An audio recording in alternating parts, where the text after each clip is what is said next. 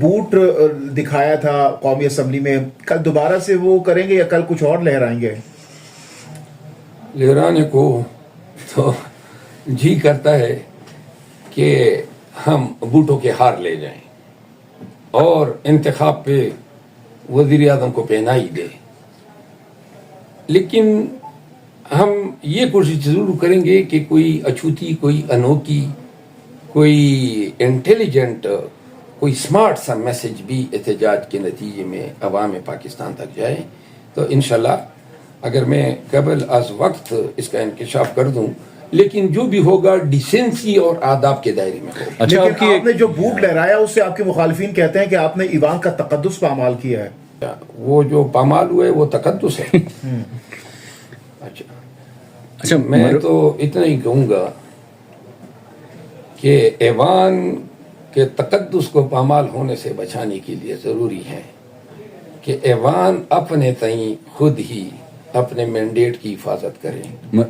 یہ ایوان کتنا اور کتنی بار پامال ہو چکا ہے اور کن کن طریقوں سے نہیں ہوا ہے. اس دن اسپیکر صاحب جو فرما رہے تھے کہ جی یہ پاکستان کا طاقتور ترین ایوان ہے، میں اس طاقتور ترین ایوان کا ممبر ہوں، اور آج اس طاقتور ترین ایوان کے ممبر کے ساتھ راولپنڈی پولیس نے کیا کیا. زبانی جمع خرچ علیحدہ ہوتا ہے، عملی طور پر آپ نے دیکھنا ہے کہ جی قانون ہے کہ کسی ایم این اے کو اسپیکر کی اجازت کے بغیر گرفتاری نہیں کیا جا سکتا.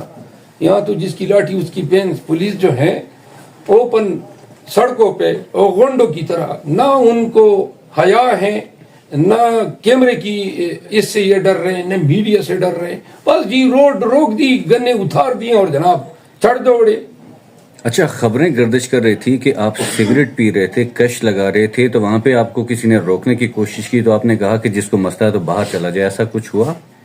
نہیں، میں نے کوئی ایوان کے اندر سگریٹ نہ پی ہے، اور البتہ میں نے لابی میں پی ہیں، اور ایوان کا ایک تقدس ضرور ہے. سگریٹ نوشی یا جتنے بھی ہیں وہ ہم ضرور آبزرو کرتے ہیں. یہ کسی نے ویسی ویپر کی اڑائی ہے. بتائیے گا کہ محمود خان اچکزئی ناقد رہے عمران خان صاحب کے، اور ایک تقریر کی تو آپ سرنڈر کر گئے، آپ نے پریزیڈنٹ کا امیدوار ان کو بنا دیا. محمود خان اچکزئی کے انتخاب میں پاکستان تحریک انصاف یہ پیغام دینا چاہتی ہے کہ پی ٹی آئی جو ہیں اب یہ قومی معاملات پہ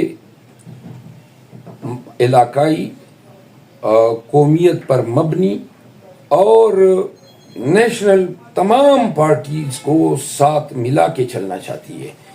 محمود خان اچکزئی جو ہیں وہ ایک قومی لیڈر ہیں، اس میں کوئی شک نہیں ہے، اور ایک بہت ہی پرانے پارلیمنٹیرینز ہیں. محمود خان اچکزئی کا انتخاب اس کے تقریر کے نتیجے میں نہیں ہوا ہے. تقریر تو انہوں نے بعد میں کی ہے. محمود خان اچکزئی سے میری بھی بہت اچھی سلام دعائیں، ہمارے بزرگ ہیں. محمود خان اچکزئی جو ہیں وہ اس میں کوئی شک نہیں ہونا چاہیے کہ ان کا پہلا بیان جب آیا تھا تو انہوں نے کہا تھا کہ پی ٹی آئی کا مینڈیٹ چوری ہوا ہے.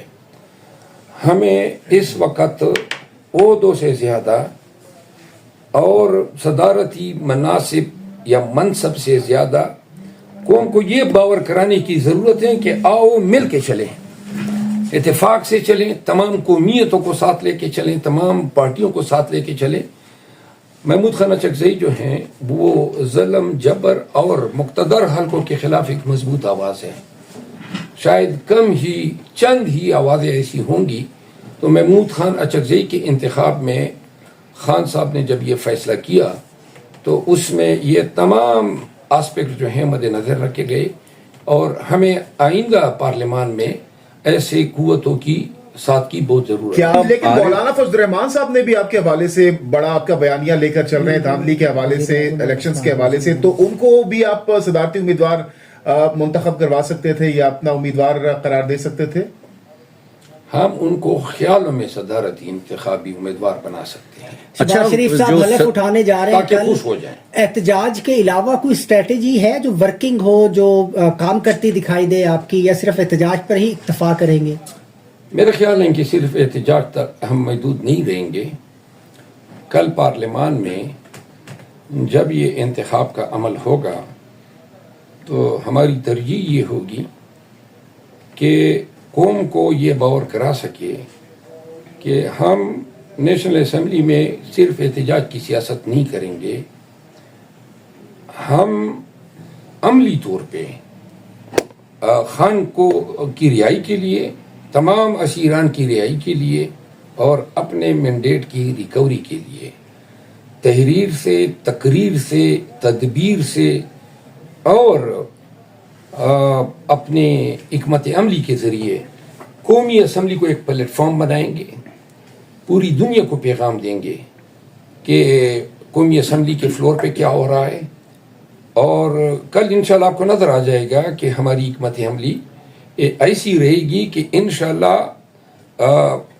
گرچہ اگر یہ داندلی زدہ نتائج کی بنیاد پہ ہم سے الیکشن جیت جائیں گے، لیکن یہ انتخاب تاریخی طور پر ضرور یاد رکھا جائے گا کہ پی ٹی آئی کے ایم این ایز نے اور ہمارے الائیز نے اس انتخاب کے وقت ایسا احتجاج اور ایسی حکمت عملی اپنائی کہ ریکارڈ اور تاریخی بن گئی۔ اگر کبھی پاکستان میں رول آف لا آیا تو یہ مینڈیٹ چوری جو ہے اس پہ جوڈیشل کمیشن بنے گا، بس ایک ہی اس کو پراپ کیا جائے گا اور یہ معلوم کرنے کی کوشش ضرور کی جائے گی کہ اس کے تانے بانے کہاں سے شروع ہو کے اور کہاں پہ ختم ہوتے ہیں۔ آئی ایم ایف کو آپ کا جو لکھا جانے والا خط ہے وہ ٹاک آف دا ٹاؤن ہے۔ مبصرین بھی اب یہ کہنا شروع ہو گئے ہیں کہ اگر آئی ایم ایف نے آپ کی بات مان لی اور قرض نہ دیا تو آپ کے اقتدار کے چکر میں عوام پس جائے گی، ڈالر 1000 روپے پہ پہنچے گا، مہنگائی اتنی ہوگی، انفلیشن کہ وہ آؤٹ آف کنٹرول ہوگی، قحط سالی ہوگی۔